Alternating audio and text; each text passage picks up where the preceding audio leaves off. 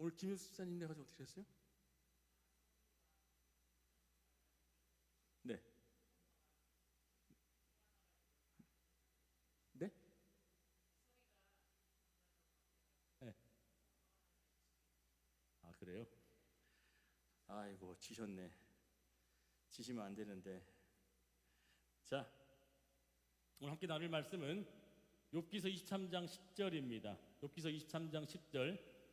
다 이 말씀 아마 다 아실 거예요. 함께 큰 소리로 읽습니다. 시작. 그러나 내가 가는 길을 그가 아시나니 그가 나를 단련하신 후에는 내가 순금같이 되어 나오리라. 아멘. 다시 한번 읽습니다. 시작. 그러나 내가 가는 길을 그가 아시나니 그가 나를 단련하신 후에는 내가 순금같이 되어 나오리라. 아멘. 오늘 제목이 굉장히 길죠. 제목이 한번 읽어볼까요? 시작. 왜 이런 일을 지금 겪는가? 첫 번째 시간입니다. 저의 시리즈 설교는 언제 끝날지 몰라요. 감동하는 감동에 따라서 설교를 진행할 건데 사실 마음이 많이 아픕니다. 왜냐하면 오늘 이 말씀을 꼭 들어야 될 것 같은 분이 오늘 안 나오셨기 때문에 그래요. 이 말씀을 준비하면서 그분이 유독 떠올랐거든요. 그분이 유독 이 말씀을 들었으면 좋겠구나라고 했는데 그분이 안 나오셨어요. 그래서 제가 그런 거잖아요. 졌구나, 영적 싸움에 졌구나 라는 생각이 들어요. 함께 따라합니다. 내 길을 주께서 아시나니, 내 길을 주께서 아시나니. 그렇다고 여러분들에게 난 해당이 없는 말씀인가 라고 생각하지 마세요. 여러분들 누군가 또 듣기 위해서 하나님께서 오늘 이 자리에 부르심을 믿습니다. 어제 아이스크림을 사러 가는 중 일진과 양아치들에 대한 이야기를 했어요. 그래서 성원이가 이런 얘기를 하는 거예요. 차에서 그런 저런 양아치 시기를 잠깐 겪어보니 인생을 배우게 됐다 그러는 거예요. 저는 성원이가 그런 잠깐의 일탈이 있었던 것 같아요. 근데 뭐 어느 정도까지의 일탈이 있었는지 몰라도 그러면서 하는 얘기가 우리 승민이는 어떠냐니까 옆에서 도현이가 반쯤 걸쳐놓은 반달 같다고 걔 얘기를 하길래 아니야 저 친구 착한 아이야 내가 그랬는데 그러면서 이런 얘기 하는 거예요. 성은이가 그런 얘기를 하죠. 일찍 처리될 수 있으려면 그것도 나쁜 경험은 아닐 것 같다라고 얘기했어요. 여러분 저는 속으로 그런 생각을 했었습니다. 맞아. 그런 낮은 곳도 내가 정말 비참한 곳의 삶도 지나봐야 그 속에서 배우는 것이 있겠구나라고 하는 것을 생각했고 또 성원이가 사실상 여기서 공개적으로 얘기를 해도 되겠지만 저 지금 뭐 다른 친구들한테 고백했지만 자살까지도 시도를 해보고 하려고 애를 뭐 이렇게 했었던 친구. 여기 앉아 있는 친구들 중에서 단 한 번도 그런 생각을 안 해본 사람이 없을 정도로 저희 교회는 사실 참 많은 문제 아이들로 구성이 됐었습니다. 그런데 점점점 하나님의 복음이 들어가고 하나님의 말씀이 들어가다 보니까 가장 먼저 저희가 연락을 받고 가장 먼저 저에게 소식을 전하는 사람들이 그 당사자인 아이들이 아니라 부모님들이 저한테 전화가 와요. 저한테 이제 원장이라고 부르죠. 원장님 참 감사해요. 왜요? 저는 뭐 돈 받고 가르치는 거 말고는 원장으로서 감사할 일이 없는데. 그런데 이분들은 신앙을 하시는 분도 아니고 또한 목사라고 옆에 두고서 그분의 얘기를 청종하거나 듣는 분들도 아닙니다. 그런데 이런 얘기를 하는 거예요. 아이가 바뀌었어요. 그래요. 둘이 엉켜 안고서 얼싸 안고서 대성통곡하면서 울었다는 것.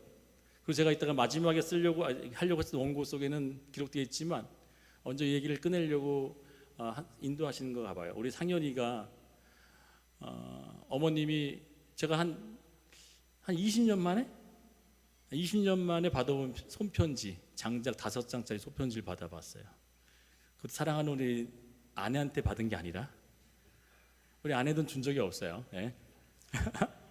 근데 다른 아낙네인 우리 상현이 어머님이 교회도 안 나오시는데 5장의 손편지를 써서 저에게 보내주셨어요. 그 편지의 내용은 어떤 내용이냐면 감사합니다라는 내용이었어요. 뭐가 감사하냐? 우리 상현이를 좀 더 나은 사람으로 봐줄 수 있다고 하는 사람이 있다는 걸 알았을 때 너무 감격했다는 거예요.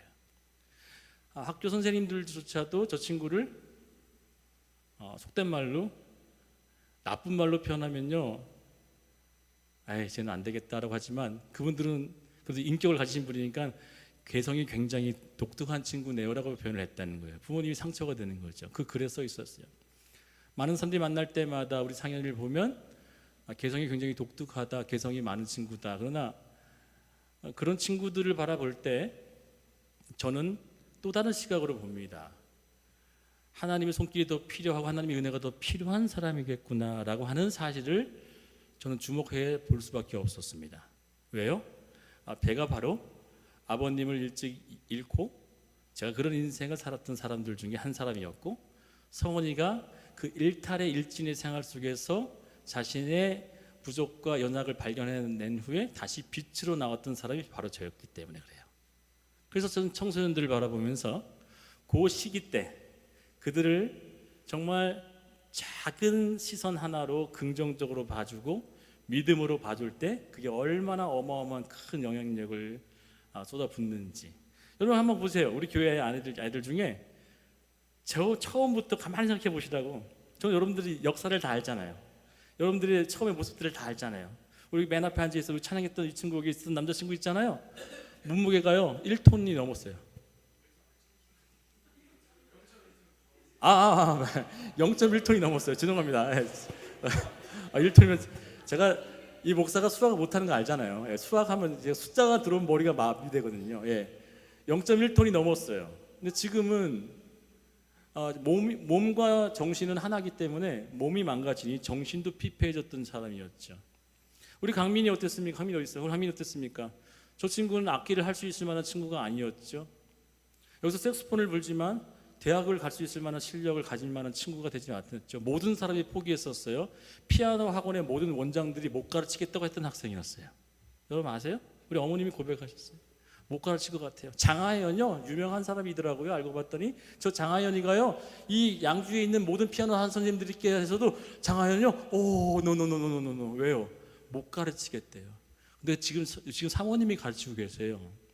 사람 만들어가고 있는 게 아니라 실력을 키우는 것이 아니라 하나님의 인도하심으로 끌고 가고 있다는 사실 여러분 알고 계십니까? 제가 이 이름을 다 나열하면 여러분 어떨지 아세요? 우리 아들도 마찬가지고 여기서 제대로 된 사람 하나도 없었어요. 그런데 한 가지 소망이 있었던 이유는 뭐냐면 바로 저 같은 사람도 이렇게 하나님이 사용하시고 이렇게 하나님이 귀한 일들을 감당해내는 사람으로 세워주고 이끌어간다는 그 사실을 제가 몸소 경험하고 난 후부터는 정말 절망적으로 보이는 사람들, 정말 빛이 없고 저희는 소망이 없어라고 보여지는 그 사람도 저는 기대하고 본다는 사실이에요.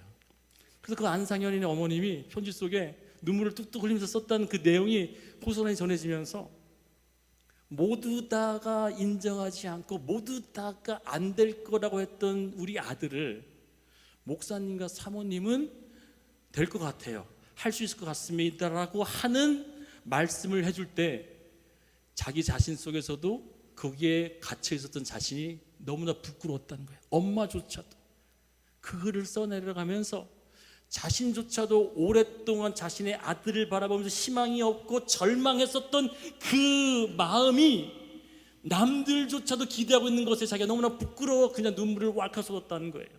그러면서 집에 와서 둘이서 얼싸안고 엉 울었다고 하는 그 얘기를 써내려가면서 저도 이제 다시금 아들을 향해서 믿음을 가져보겠습니다, 그런 거예요. 할렐루야. 여러분, 저는 여러분을 바라볼 때 지금 당장의 현실과 삶을 보면 정말 숨이 턱턱 막히고 한숨이 나오지만 그럼에도 불구하고 저는 다른 시선으로 본다는 거죠.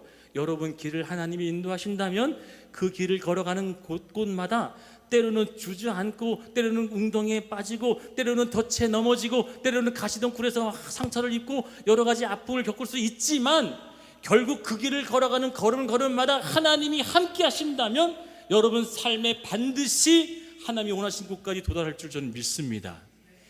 여러분, 단련이라고 하는 단어가 오늘 본문에 등장을 하는데 이 단련이라고 하는 단어는 어떤 단어냐?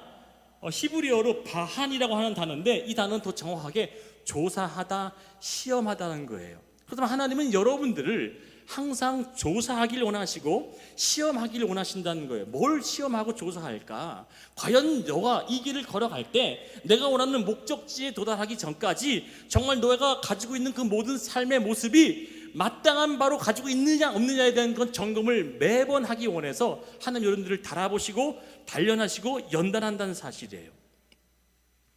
요셉은 국무총리가 되는 정금이 되었죠. 여러분 여기서 보게 되면요, 박윤아 여기 보자. 단련과 정금이라고 하는 이 단어가 등장을 하는데, 여러분 단련이 우리 삶에 많아요? 정금의 삶이 많아요? 네? 그렇죠. 정금의 삶이 많지 않습니다. 우리는 늘 단련의 삶이 굉장히 많아집니다. 그런데 우리는 더 이렇게 요구하죠. 나는 정금의 삶을 살고 싶어. 나는 내 삶에 정금과 같은 삶이 날마다 주어졌으면 좋겠어 라고 하지만, 정금은 여러분들 꼭 아셔야 됩니다. 금은 반드시 금으로서 가치를 매길 수 있으려면 어떻게 돼요? 불로 연단을 받아야 한다는 사실. 그래야 여러분 혹시 우리 멋지게 지금 눈이 막 부실 만큼의 멋지게 우리 준민이가 목걸이를 차고 있어요. 생일날 어머님이 선물로 주셨대요. 이제 그걸 속으로 집어넣고 것들 꺼내놓고 다닐 때 막 일부러 막 꺼내놓고 막 다니면서 더 봐달라고, 많이 봐주면서 예쁘다고 해줘야 돼. 멋있다고 해줘야 돼. 저 금목걸이를 만들려면요, 처음에는 뭐예요? 모래 같고 돌 같고 아무 형태가 없지만 그 형태를 하나씩 꼬아서 모양을 내서 만들려면 뭐 해야 되는 거예요? 반드시 불이라고 하는 뜨거운 연단과 재련이 있어야 된다는 거예요.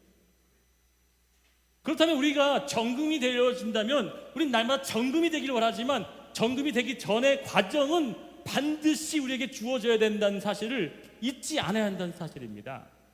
그러면 요셉은 국무총리가 되는 정금이 되었지만, 정금이 되기 전까지 어떤 시간을 보냈죠? 연단의 과정을 보냈죠. 형들로부터 미움을 당해서 살해 위협까지 당하다가 다행히 구덩이에 던져주고 동물의 밥이 되게끔 내버려 두자 하다가 정말 설상가상으로 이스마엘 상인들에게 팔려서 노예로 팔려갔죠. 그런데 그곳에서도 그냥 잘 살고 있다가 갑자기 억울한 누명을 써가지고 감옥에 들어가게 됐습니다. 감옥에서도 자기 선한 일을 베풀었음에도 불구하고 자기를 까마득히 잃어버리는 그런 절망의 시간을 또 겪게 됩니다. 그는 계속 연단이라고 하는 시간밖에 삶에 나와 있는 게 없었어요. 뭘 해도 실패하고 뭘 해도 망하는 어떤 삶의 모습들이 연단처럼 보여졌지만, 결과적으로 그 연단이라고 하는 과정 속에 정금의 결과가 주어진 것을 알 수 있었던 반드시 필요한 것 한 가지는, 요셉의 삶에 그 자신 스스로가 고백했던 내용이 아니라 많은 사람들이, 하물며 그 주변에 있었던 많은 사람들이, 또 그가 감옥에 갔을 때도 감옥에 있던 사람들조차도 그를 보면서 빠지지 않게 했었던 얘기가 있었다. 그가 여호와와 함께 항상 하였다는 사실을 봤다는 사실이에요. 뭘로 봤을까? 그가 하나님과 함께 있다는 게 동행했다는 걸 누가 봤을까? 늘 하나님이 함께 있다는 형상으로 나타났을까? 그가 예언을 했을까? 기적을 베풀었을까? 아니요. 그의 삶은 여전히 구덩이였고 그의 삶은 여전히 단련의 삶이었지만, 그는 그런 단련과 연단의 삶 속에서도 그의 고백과 그의 삶에서 터져나오는 이야기는 뭐만 나왔다는 거예요? 믿음과 감사만이 나왔다는 것을 사람들이 봤다는 거예요. 분명히 절망하고 분명히 원망하고 분명히 분노해야 될 그 삶의 현장에서도 그가 고백하는 것은 늘 하나님을 찬양하며 늘 감사하며 늘 하나님을 섬길 수 있는 모습을 남들 모두가 봤다는 사실이에요. 여러분, 모세, 다윗, 제가 이야기할 사람들이 너무나 많죠. 다 연단의 과정들을 겪은 후에 정금의 과정을 얻게 됐다는 것. 그렇다면 우리는 정말 내 삶에 나타나지 않았으면 하는 이 단련이라고 하는 단어를 우리가 다른 의미로 뒤바꾸면 고난, 어려움, 이거 다 통틀어서 이렇게 제가 정의할게요. 내가 원치 않는 일. 우리 원치 않는 일이 주어지잖아요. 내가 사업을 합니다. 내가 어떤 직장을 다닙니다. 내가 공부를 합니다. 내가 누구를 만납니다. 인간관계를 합니다. 그런데 내가 원하는 대로 되어진다고 한다면 우리는 늘 정금의 삶을 살지만, 내가 원치 않는 방향으로 되어지는 그 일 속에서 하나님이 원하심이 있다고 한다면 우리는 그 삶의 현장 속에서 과연 어떻게 해야 되는 것이 하나님의 백성다운 모습일까? 그걸 나누자고 한다는 거예요. 여러분, 그러면 이 본문 속에 아주 놀라운 단어가 하나 들어가 있습니다. 그것은 바로 길이라고 하는 단어입니다. 저는 오늘 여러분 앞에 설교는 이래야 된다고 생각하는 목사예요. 설교는 이 목사가 깨달아지지 않고 이 목사가 진정으로 그 말씀으로 제 자신이 완전히 녹아지지 않으면 그건 설교가 아니라고 생각하는 목사예요. 그래서 저는 가감히 제가 고백되어지는 제 느낌과 하나님이 주시는 감동 속에 어쩌면 저의 그냥 민낯을 드러낼 수 있을 만한 내용일 수도 있어요. 잘 들어보세요. 여러분, 제가 목회를 그만두고 싶다고 생각했다면 어떻게 보이시나요? 제가 교회를 접고 목회를 그만두겠다라고 한다면 굉장히 한심하고 사명자가 뭐 저래, 어떻게 맡겨진 약무리들이 있는데 내팽개치듯이 목회를 그만둔다고 쉽게 얘기하지? 너무 무책임한 생각을 한 건 아닌가라고 생각하실 수 있을 겁니다. 네, 맞습니다. 여러분들이 실망을 하더라도 사명자면 최소한 단 한 명이 있더라도 끌고 가야 되는데 저는 여러 차례 목회를 그만두고 싶어 했었습니다. 아니, 최근까지도 목회를 해야 되나? 그러나 참으로 다행스럽게 제가 그 마음을 가진 것에서 제 자신 스스로 제가 목을 매달아 정말 자살하고 싶을 만큼의 충동은 아니더라도 꽁꽁 숨어버려서 정말 온데간데 없이 사라져버리고 싶은 그런 두려움과 도망치고 싶은 마음이 제게는 없었을까요? 아니요, 수없이 많았습니다. 이 목사가 여러분 앞에 당당해 보이고 굉장히 자신만만해 보이고 또한 당차 보이는 모습이 있을지라도 저는 여러 차례 목회를 그만두고 싶어 했었습니다. 그러나 다행스러운 것 한 가지는 이 목사도 목회를 그만두고 이 목회를 제가 내려놓고 안 하겠다고 하려는 이 마음이 위로가 되는 한 분이 계셨기 때문에 그나마 제가 이렇게 버티고 있습니다. 바로 누구였을까요? 예수님조차도 뭐 했어요? 주님, 이 잔을 내게서 거두어 달라고 할 정도로 그 무거운 짐을 지기를 싫어했었습니다. 아니, 원치 않았습니다. 그리고 그분은 그것을 거부하는 기도까지 했었습니다. 그렇다면 여러분, 왜 제가 그만두고 싶은 마음이 들었는가요? 라고 묻는 사람이 단 한 사람도 없었습니다. 하물며 저희 아내한테도 그런 얘기를 해본 적이 없어요. 우리 자녀한테도 그런 얘기를 해본 적이 없고 가까이 있는 우리 가족, 친지, 친구에도 그런 의사를 밝힌 적이 없습니다. 근데 지금에서야 그 이유를 제가 알려드리는 이유가 있습니다. 이 말씀을 깨닫고 공부하며 연구하며 하나님이 제 마음을 치는 가장 두드러진 그 이유가 무엇이냐? 바로 이것이었습니다. 저는 뭐든지 하면 잘할 거라고 했었던 생각을 가질 만한 사람이었습니다. 저는 목회를 해도 당당히 다른 목사님들보다 훨씬 더 잘할 거라고 하는 아주 실력이 출중할 거라고 하는 제 자신을 믿었습니다. 그러나 하나님께서 도와주시고 시킨 일이기 때문에 더더욱 하나님이 나를 붙드실 거라고 믿었습니다. 또한 현실의 벽과 장애물 앞에 막혔지만 이것도 믿음으로는 얼마든지 돌파해낼 수 있을 거야 라고 하면서 믿음으로 9년을 버텼습니다. 그런데 이보다 더 사실된 고백된 솔직한 마음으로 얘기 드리자면 내가 걸어가고 있었던 이 길이 9년 동안 걸어왔던 이 개척의 목회가 지금도 저에게는 너무나 불투명하고 안개처럼 보이지 않는다는 사실이에요. 여러분, 이것을 다른 이유로 뒤집어서 이야기하자면 바로 막막함이라는 겁니다. 저는 이 자리를 빌어서 제 쓴 원고의 글을 잠시 읽겠습니다. 저는 아내와 가족에게 감사의 말을 전하고 싶습니다. 가장 먼저는 제가 개척을 하겠다고 했을 때 말리거나 막아 세우지 않았고 하고 싶으면 하라고 했었습니다. 그리고 두 번째는 지금까지도 저의 옆에서 떠나지 않고 저를 곁에서 든든히 지켜주고 그리고 제가 시키는 일들 또 제가 때로는 짜증 부리는 일들까지도 그 목회의 삶의 현장에서 든든히 도와주고 있다는 사실에 저는 무척이나 감사하고 있습니다. 저는 개척을 하기 전에는 하나님에 대해서 많이 안다고 착각했었습니다. 그리고 제가 걷고 있는 목회의 길에 대해서도 저는 이미 그 길이 하나님이 인도하실 것이라고 믿는 믿음으로 걸어가면 얼마든지 그 길에는 아까 이야기한 것처럼 정금의 삶에만 주어질 거라고 예상했었습니다. 그러나 제가 알고 있었던 성경의 지식과 제가 알고 있었던 그 믿음의 범위, 분량이 산산이 부서지고 개척한 후로부터 오늘까지 저는 사실 알고 있는 것이 전혀 없더라는 거예요. 왜요? 내일도 어떻게 될지 제가 모르더라는 거죠. 저는 알 거라고 살며 살았었던 거군요. 이렇게 하게 되면 저렇게 될 거야라고 하는 저만의 계산법으로 지금까지 왔는데 그것이 자꾸만 무너지다 보니 어디까지 도달했냐면 난 내일도 어떻게 될지 모르는 연약한 존재구나를 깨닫게 되어졌다는 사실이에요. 의자를 구매하면서도 하나님, 저 70개의 의자가 어쩌면 채워질 수도 있지만 안 채워질 수도 있고 그건 아무도 모르는데 이 목사가 아무리 믿음 갖고 저 자리를 채울 거라고 하는 그 완전한 믿음을 소유한다 할지라도 내일 하나님이 나의 삶에 찾아와 주셔서 얘야 너는 여기까지니 이제 내가 너를 데려가겠다 한다면 저는 어떻게 되는 거예요? 준비한 그 의자는 저에게는 아무 쓸모가 없는 거더라는 거죠.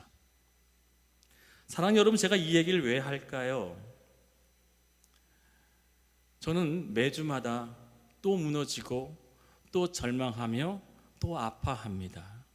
오늘 아침에 저희 아내가 아주 극심한 스트레스와 또 극심한 분노를 저에게 포출했어요. 근데 그건 저 개인에게 포출한 게 아니라 우리 하연이와 성현이 때문에 자기가 이제 결단을 해야 되겠대요. 칼을 뽑겠대요. 제가 그 얘기를 들으면서 우리 아내도 나와 똑같은 마음이겠구나.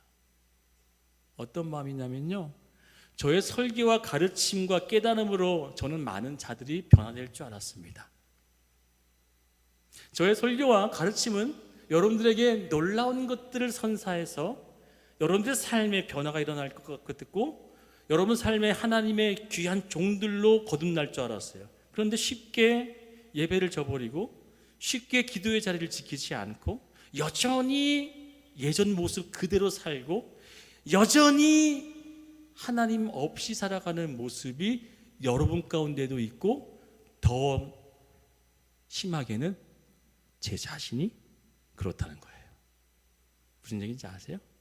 제 자신조차도 그렇게 못 살아가더라는 거죠. 그래서 저는 시간이 지나면 지날수록 목회에 자신감을 가지고 목회에 정말 활력소를 가지고 나가는 게 아니라 더 많은 노하우와 경험들이 쌓아질 거 아니에요. 그렇죠? 많이 하면 할수록 어떻게 하면 성도님들을 울릴 수 있고 어떻게 하면 재밌게 할 수 있고 전 잘 재밌게 못하죠. 맞아. 저는 농담을 잘 못하고 웃기지 못하잖아요. 그런 노하우들이 점점 쌓아가겠지만 저는 시간이 가면 갈수록 두려워집니다. 왜 두려워질까요? 제가 기대했고 원했던 방향들이 다 무너졌거든요. 제가 계산했고 제가 공식화했었던 저의 기획과 그 모든 계획이 산산이 무너졌거든요. 그런데 제 안에 뭐가 남았는가라고 어제 곰곰이 설교를 마무리하면서 제 자신을 들여다봤어요. 그랬더니 남아있는 거 하나밖에 없더라는 거예요. 바로 은혜라는 거예요. 오늘 여러분이 이 자리에 나와서 예배 드리는 것이 저에게 지금 뭐예요? 은혜구나. 오늘 내가 이렇게 설교를 할 수 있는 이 자리에 건강을 가지고 있는 이것도 내게 주어진 은혜구나. 변하지 않고 여전히 내 마음의 간팍함과 모기고다 하나님을 안다고 하면서도 여전히 제대로 섬기지 못하고 또 넘어지고 또 넘어지는 이 연약한 존재도 오늘도 사용하고 있다라고 하는 그 사실이 깨달아지는 것이 나에게는 은혜구나 라고 하는 것만 남게 되니 오늘 이 고백처럼 내 길을 걸어가고 있는 지금 왜 이런 일을 겪어야 되냐고 하는 이 상황 속에서 그가 내 길을 아신다고 한다는 그 약속 하나만을 믿는다면, 길이라고 하는 이 길에 대한 정의를 여러분과 나누게 된다면, 저는 여러분 속에 오늘 고백한 이 목사의 고백 말고도 정말 여러분 스스로도 내가 하나님 앞에 얼마나 많은 큰 은혜를 받았느냐에 대한 점검과 조사를 한다면, 수많은 단련의 시간 속에서도 여전히 여러분에게 가정이 있을 것이고, 여러분 일할 수 있는 일의 터전이 있을 것이고, 그 일을 유지해 나갈 수 있는 건강이 있을 것이고, 그 일을 해나갈 수 있을 만한 여러분 삶의 소망이라고 하는 것들이 들어져 있다면, 여러분들은 지금 은혜를 받고 있는 중인지를 믿으시길 축원드리겠습니다.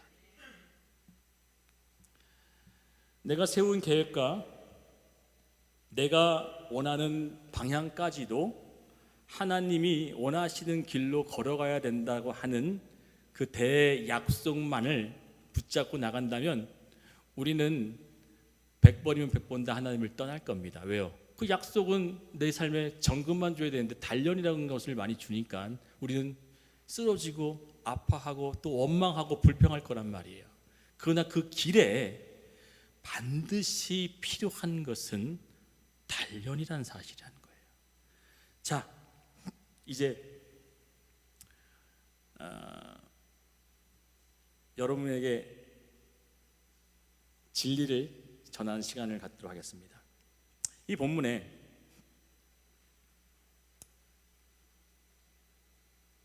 길이라고 하는 단어가 나옵니다. 여기 주목해 보십시오. 제가 오늘 굉장히 차분하게 설교하죠, 그렇죠? 그만 뛰어내려가지도 않고. 여러분, 길은 무엇을 길이라고 합니까? 길이 뭐예요? 학생들 아무나 도로? 그거는 한국도로공사에서 얘기할 때 얘기하고, 길이 뭐야? 길. 제가 찾아봤어요. 자, 아스팔트나 시멘트가 깔려 있으면 길이에요? 산길에 오솔길에 있으면 그것도 길이에요, 길 아니에요? 길이 뭘까? 길을 알아야 돼요. 하나님은 그가 너의 길을 아신대요. 우리 그럼 길만 찾으면 되겠죠, 그렇죠? 길만 찾으면 됩니다. 길이 뭔지만 알면 됩니다, 그렇죠? 나의 가는 길을 오직 그가 아시나니 그 길을 걷는 동안 단련을 시키겠지만 그 길을 걷게 되어지면 반드시 정금이 된다라고 하는 하나님의 약속이 담겨있는 말씀이란 말이에요. 그러면 길만 찾으면 돼요. 길이 뭐냐? 자, 국어사전적 길을 함께 있습니다. 시작. 사람이나 동물, 자동차 따위가 지나갈 수 있게 땅 위에 낸 일정한 너비의 공간. 이게 뭐예요?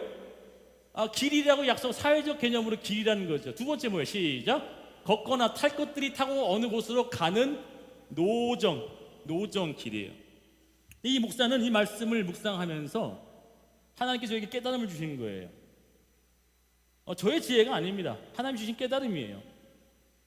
길을 성경적 의미로 어떻게 이야기하고 싶으냐? 저는 프로세스, 뭐예요? 과정이라는 거죠. 이동, 내가 어디를 가고자 하는 과정이 길이라는 거죠. 성경에서 얘기하는 길은 바로 이런 의미가 있습니다. 같이 있습니다. 시작. 내가 가고자 하는 목적지와 목적지 사이의 과정을 이동하는 게 길이라는 거죠. 성경에서 제시하고 있는 이 길은 내가 가고자 하는 목적지와 목적지 사이의 뭐예요? 과정을 길이라고 한다. 다 이해되셨죠? 여기까지.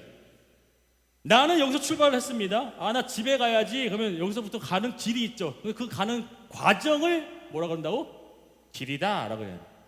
하나님은 우리에게 그 길을 걸어다니고 차가 다니고 동물이 지나다니고 그리고 사람들이 운행하는 그런 밟는 길을 얘기하는 것이 아니라 성경에서 얘기하는 길은 네가 걸어가고 있는 그 과정 얘기한다. 그 과정이 어떻게 되어지는지만 알면 그 과정 속에 우리는 매우 하나님의 섭리와 인도하심을 느낄 거라고 생각합니다. 저는 청년부 시절, 오늘 설교는 저의 얘기에 대한 얘기를 한다고 제가 말씀드렸기 때문에 좀 제 얘기를 좀 많이 하더라도 이해해 줬으면 좋겠습니다. 제가 청년부 시절 여의도 순복음교회 캠퍼스라고 하는 대학 청년부에 소속이 있었습니다. 그때 저와 함께 12명의 팀을 이뤄서 뭐 한 수천 명 되는, 청년부만 수천 명 됐었거든요. 그러니까 거기서 12명이 대만이라고 하는 나라를 2주 동안 선교를 하기 위해서 12명이 선발되어졌었어요. 그때 저랑 같이 같은 나이였던 한 남자 친구가 있었는데 그 친구의 이름 제가 까먹지도 않아요. 바로 예전에 대통령의 이름이었기 때문에 제가 잊어버리지 않아요. 김대중이었어요. 얼굴도 매우 똑똑해 보였고요. 그리고 알고 봤더니 연대 경영학과였어요. 그리고 또 3살 많은 형도 있었는데 그 형은 고대였어요. 그러니까 학교로 보면 어때요? 굉장히 하이클래스 학교였죠. 저는 어디 학교였어요? 저는 당시 때 신학대학이기 때문에 한 세대에는 뭐 이름도 빛도 없는 그냥 별별로 없는 학교였어요. 그런데 어느 날 토요일마다 6시간씩 모여서 교육을 받고 기도하고 찬양하면서 이제 잠깐 휴식 시간 동안 갑자기 그 친구, 대중이라는 친구가 저한테 이런 얘기를 하는 거예요. 정말 진지하게 얘기하는 거예요. 광현아, 나는 너가 무척이나 부럽다. 전 속으로 굉장히 깜짝 놀랐습니다. 저는 사실 걔가 더 부러웠거든요.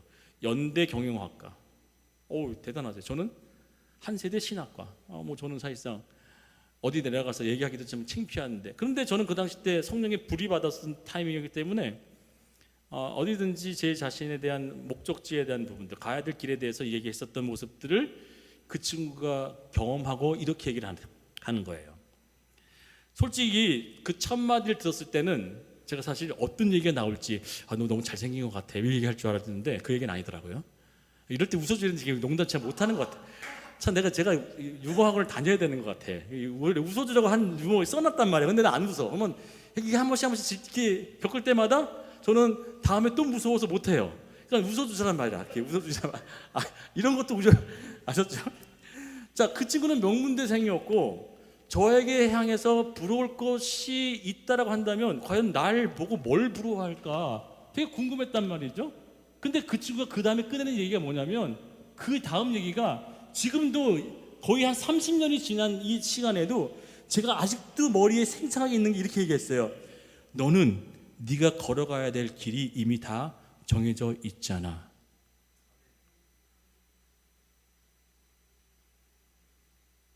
저는 다른 얘기가 나올 줄 알았는데 그 친구가 하고 저한테 한 얘기가 너는 네가 걸어가야 될 길이 이미 다 정해져 있잖아 라고 할 때 저는 늘 부러워했고 명문대생이었고 그리고 얼굴도 잘생겼어요. 그리고 경영학과란 말이야. 근데 그 친구가 저를 부러워했던 그 이유가 뭐냐, 너는 네가 걸어가야 될 그 길이 정해져 있잖아 라고 했던 그 얘기를 듣고 사람은 걸어가고자 하는 그 길이 확실하면 뭐 한다? 불안하다, 불안하지 않다. 불안하지 않다는. 할렐루야. 우리는 왜 불안합니까? 여러분 음악 하는데 불안하시면 음악 하지 마세요. 내가 미술하는데, 내가 국어하는데, 내가 공부하는데 불안하면 하지 마세요. 내가 사업을 하는데, 장사를 하는데, 내가 직장을 다니는데 불안하시면 그 일 하지 마시라고요. 근데 내가 이 길을 가는데 이 길에 대한 정말 확신이 있어. 기뻐, 행복해. 여러분 저희 길 되게 많이 들었죠. 목사님 아까 제가 목회를 그만두고 싶다고 했지만 목회를 그만두기 싶다고 하는 그 마음 전에는 저는 누구보다도 저에게 툭 찔러서 물어보면은, 저한테 항상 누가 물어보면 전 100번이면 100번 다 너 뭐하고 살래? 물어보면 저는 목사가 될 거예요 라고 하며 살았던 사람이야. 왜요? 저는 목회가 좋고 재밌었기 때문에, 행복이기 때문에, 그 길이 저는 제 삶에 자신 있었다고 하는 그 자신감이 있었기 때문에 지금은 자신감을 하나님께 꺾어 놓으시겠지만, 여러분 삶에 이 얘기를 하는 진짜 이유는 단 한 번이라도 저는 제가 그때 걸었던 그 길이 저는 비교가 되었잖아요.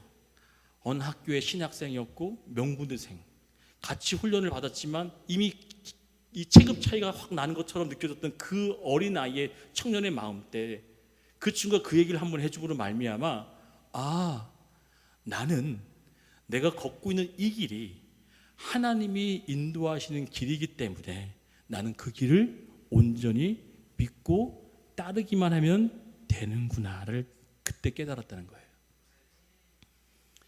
여러분, 양은요 뭐 하면 된다 그랬죠?